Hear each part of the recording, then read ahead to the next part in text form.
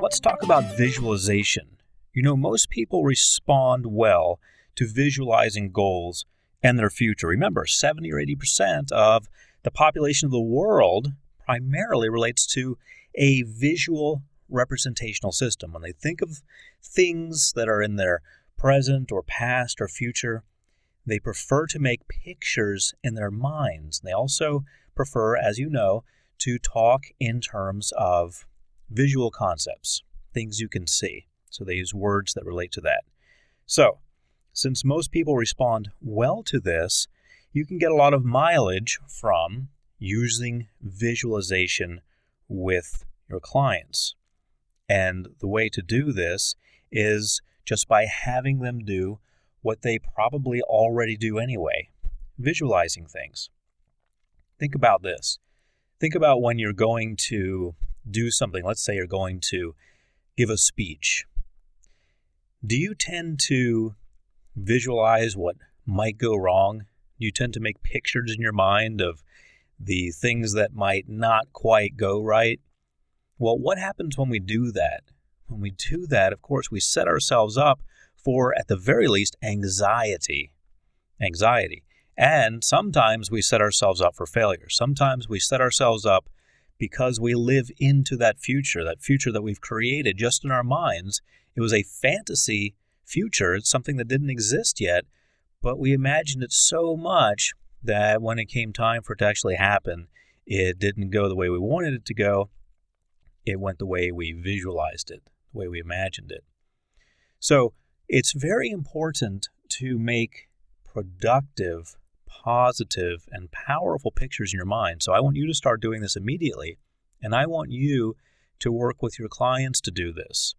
Even if they're not primarily visual, they can still use visualization. As long as they are able to see and to understand the concept of sight, then they are able to visualize. They are able to make a picture in their mind. They're able to just close their eyes and see something. And this can be a very powerful tool because what we're exposed to in our environments every day, every minute, becomes part of who we are, what we see around us. When a child grows up with poverty, that's what they see. Now, sometimes they say, wait a minute, I'm not going to have any more of this. I'm going to change things. I'm going to make a more rich experience for myself in terms of money. But sometimes it's what they learn and it's what they stay with. So visualization is very important, very positive, can be very positive, and very powerful. So help your clients visualize goals, challenges, and outcomes. Let's say, for example, your client is working on something. Let's say they get on a health kick, and suddenly your client wants to get in peak shape, and they're going to run a triathlon, run, swim, and bike, a triathlon, I should say. And this is something that's new for them, and they're a little bit out of shape, and you can see that, and they can see that. They haven't done any of those activities recently, but suddenly they're going to do this because all of their friends and their networking group are doing this, and it's the thing to do, and it's going to show them that they've still got it. So they're going to go for it, and that's wonderful. But the problem, or the challenge, is that they see themselves as barely able to run a mile, barely able to bike at all, and not being so good at swimming. And so when they imagine themselves doing this, going through the triathlon, they see nothing but failure. So it's important to have them visualize the goals, challenges, and outcomes. So the goals, in this case, would be, first of all, to get in shape. Got to be in shape to run a triathlon. If you're going to compete in a triathlon, run, swim, and bike, you have got to be in shape. You've got to at least be able to finish. Doesn't mean you're going to finish in first place, but if you're going to do it, you've got to be able to complete it. So you've got to have endurance. So the goal is to get them up and running, so to speak. Up and running, biking, and swimming. So That's the goal, at least the immediate goal. The challenge is, well, they're out of shape. That's a challenge.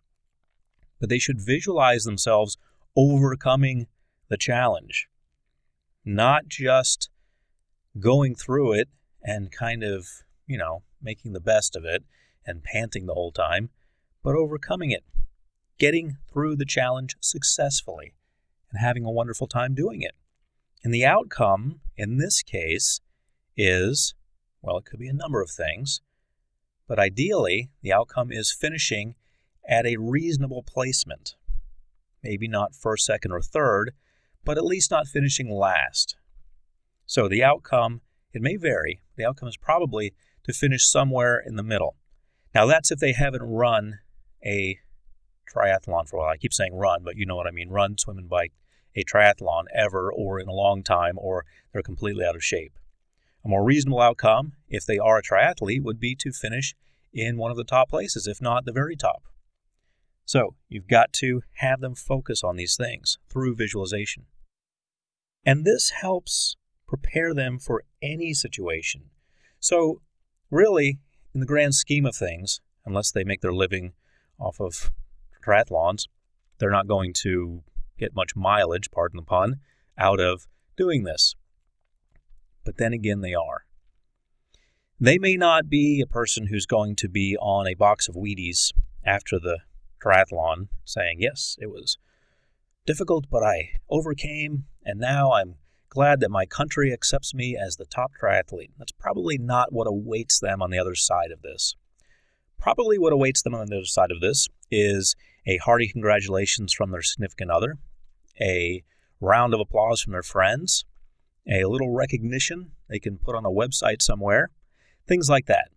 And also a great feeling of accomplishment. That's what realistically awaits most people who finish a triathlon. But more importantly, what they're going to get is the preparation for any situation. You see, many times people in business will do things like this. Triathlon, jump out of an airplane, with a parachute, of course, go mountain climbing, do something that's a little bit out of the ordinary for them, and they will have success at it, and they will use this energy for something else. Well, here's an opportunity for you to have a twofold success for your client. First of all, they have the success of finishing or placing in the triathlon or whatever it is they're doing, or jumping out of an airplane with a parachute or mountain climbing or what have you. They've successfully done it. That's great. That's a great feeling. They can carry that energy into the next meeting they have. They're going to be walking a little more proudly in the next meeting, standing a little taller, sitting a little more upright, talking a little more forcefully, and that's great. They'll carry that energy. But the other thing they're going to get is the power to use visualization. If you help them prepare for this using visualization, they're going to be able to carry that into something else. So it's not as if they just went into the triathlon and just made it happen and thought, well, I think I'll do this and I'll exercise and prepare, and okay, I did it. No, they had a system. The system involved visualization. The visualization paid off. Now they know that works. Now they can visualize themselves doing other things, being successful in business or relationships or what have you. They can carry this skill over to other things. So teaching transferable skills is very important as you work with someone as a life coach. One of the things that you can do is have them use vision boards. Now, this is something that's very powerful, very positive. Let's say they want to go through the triathlon and be successful. Well, how about a picture of someone running through a finish line or biking through a finish line or what have you? How about a picture of someone biking? How about a picture of someone swimming? How about having pictures like that on the vision board? How about having a picture of someone wearing a medal on the vision board, if that is their goal, to actually place in the triathlon? How about having pictures of what they want on there? This is a very powerful tool, and as I mentioned previously in this program, John Assaraf, who was in the movie The Secret, uses vision boards very successfully, I might add. person who is not only a multimillionaire, but a person who is world-renowned for what he does. And what does he do? He helps other people achieve their goals. What a great job. Help other people achieve their goals. Guess what? That's going to be your job too, helping other people achieve their goals. In doing so, you get everything you want. Someone once said, if you help enough people get what they want, you'll have everything that you want. And that's what you should focus on. Now, helping your client get what they want can really get jump-started and get switched into high gear when you have them use vision boards. So, a big part of visualization, we've already talked about vision boards, but a big part of visualization is the vision board, having it right in front of them. So it's not always a mental process. Sometimes you want to put it right in front of them.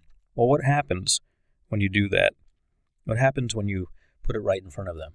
They start making pictures like that, don't they? If you see enough horror movies, you're going to start making horror movie pictures in your mind. You're going to start dreaming about that. If you see enough romance movies, you're going to start making romance movies pictures in your mind, and you're going to start dreaming about that.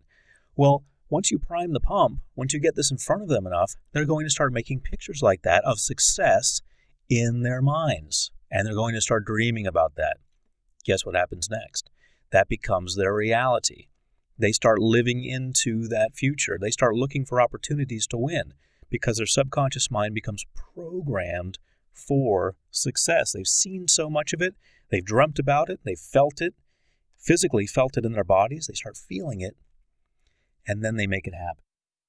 So I want you to encourage your clients next to write down goals and other lists and remind them to frequently look at them. It's not good enough to just write stuff down. Have you ever gone to a seminar and you just write stuff down? You think, oh, I'm going to do that. Oh, that's a great idea. Oh, I'm going to develop a program for that. That's a wonderful plan. You write it down, and what happens?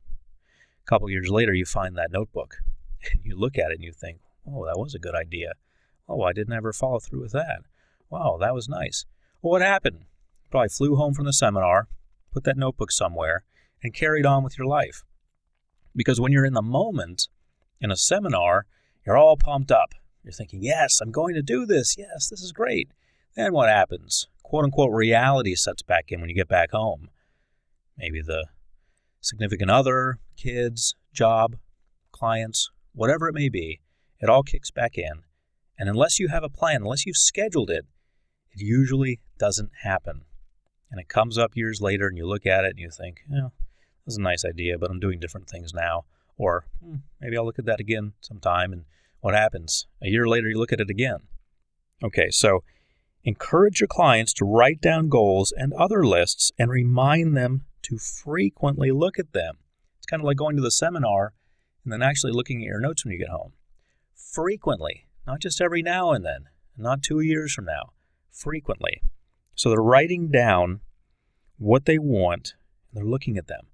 Let's say they have a goal of running that triathlon and finishing. They can write that down. So I'm not talking about pictures now. I'm talking about just writing it down. Run triathlon, or finish triathlon, or prepare for triathlon, whatever the immediate goal may be. They look at it. They start making pictures of it. They're reminded, oh yeah, I'm supposed to be doing this. I'm supposed to be preparing for this. I'm supposed to be making this happen. So they start getting focused on making it happen. And this happens whether or not they want it to happen. Their subconscious mind becomes programmed for it. Just like a kid being exposed to smoking. The child may end up smoking whether they want to or not. They're exposed to it. That's what grown-ups do. That's what big people do. So if I want to be a big person, I smoke. That's what happens. Kids get programmed. It becomes imprinted on their minds, whether they want it or not. So use this bit of physiology in a positive way to program your clients for something that they do want to do, something that will make them feel better about themselves. And have them visualize their future in 1, 5, 10, and 20 years from now. So I want you, this is different from the visualization board writing down goals, or at least it can be, depending on how you structure it. You can have them put goals that are in these categories, a car that they want in a year, for example. a house that they want in 5 years, for example. You can have them have pictures of that on their vision board. But in addition to that, and sometimes separately from that, and sometimes separately from writing down goals, I want you to have them visualize their future at these increments. This is very important because when we visualize the future, we kind of throw an anchor toward the future and we start pulling ourselves toward it. Just like an airplane pilot having somewhere to go, they throw an anchor out. Let's say they're flying from New York to San Francisco. They throw a mental anchor out in their mind, and the computer throws an anchor out also to that place. That's where they're headed. They may not always be pointed directly at San Francisco. They may have to go to the left and to the right and up and down and so forth, but that's where they're going. That's where they're going to end up. They know that. They've psychologically programmed themselves, and the computer on board is programmed to go there. That's where they are going. And you may think that's a very simple concept, and of course that's where the plane's going, but people neglect this so often in their lives. They get so caught up in what they're doing today. What have they got to do today? Get the kids to soccer. They've got to meet with this client. They've got to eat certain foods. They've got to exercise, got to go to yoga, got to do this, got to get this book, got to go to this meeting, got to call this person. What happens if you get too caught up in that? If you get too caught up in that, then you're just getting by. You're just getting by. And sometimes your clients are just getting by. They're figuring out how they're going to survive that day. Well, as harsh as this sounds, that's not good enough. Now, you don't want to say that to your clients. That's not good enough, because they're sometimes just treading water, trying to stay afloat, hoping you will offer some kind of solution. So you don't want to come in and say, what you're doing, that's not good enough. But what you do want to do is put something positive in their minds. Get them focused on what all this means, where they're going, where they're heading. You know what happens when you do that? Life gets exciting. If I'm doing this and that, running around here and there today and returning something to the store and calling someone and meeting someone, that may not be so exciting to me. But if I realize that a year from now, through all of these activities that I'm doing, I'm going to have a much bigger, nicer house, that's exciting to me. If I realize that 5 years from now, I'm going to have even a bigger house, that's more exciting to me. 10 years, 20 years from now, I'll be doing this and doing that. I'll be traveling the world and working with people who I've helped. I start to get excited. I start to feel good about myself and what I'm doing today. It makes today a lot easier.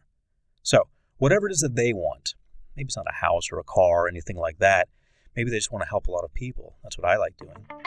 But whatever it is, get them focused on the future 1, 5, 10, and 20 years from now. It's going to pull them forward and help today become a little easier.